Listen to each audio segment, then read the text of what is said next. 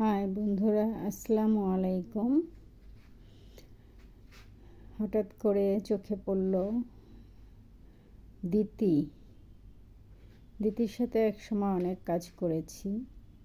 খুবই ভালো একজন মানুষ, ভালো একজন মহিলা। তো দিতি আজ দুনিয়াতে নেই। দিতির মেয়েকে দেখলাম ফেসবুকে কান্নাকাটি করছে সম্পত্তি নিয়ে। দেখে খুবই কষ্ট পেলাম, খুবই খারাপ লাগলো। মনে হলো দিতির মেয়ে তো আমাদের মেয়ে, আমাদেরও সবার দেখার দায়িত্ব আছে। ঘটনা শোনার পর মনে হলো সম্পত্তি নিয়ে গণ্ডগোল। যারা দেখার লোকজন আছে তাদেরকে বলবো, প্লিজ আপনারা একটু এটার সমাধান করে দিয়েন। এতিম একটা মেয়ে, তার প্রতি আমাদের সবার দায়িত্ব।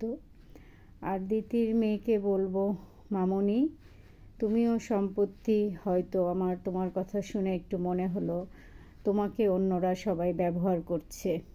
তোমার ছোট মামির সম্পত্তি উনি যদি বিক্রি করতে চায়, ওনার সম্পত্তি তোমরা সবাই বিক্রি করে ওনাকে বুঝিয়ে দাও, গণ্ডগোল তাহলেই মিটে যাবে।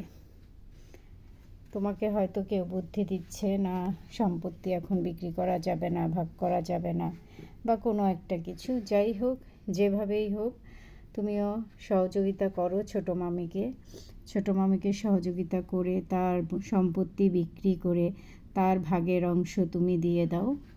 তোমার ভাগের অংশ, যার ভাগের অংশ তাকে পরিশোধ করে দাও। আর তোমার প্রতি যদি কেউ অন্যায় করে থাকে, তাদেরকে অনুরোধ করব, একটি এতিম মেয়ে, ওর প্রতি কেউ অন্যায় করবেন না। ওকে ভালোবাসা দিয়ে ওর সব সম্পত্তি ওকে বুঝিয়ে দেন। সবাই ভালো থাকবেন, দোয়া রইল।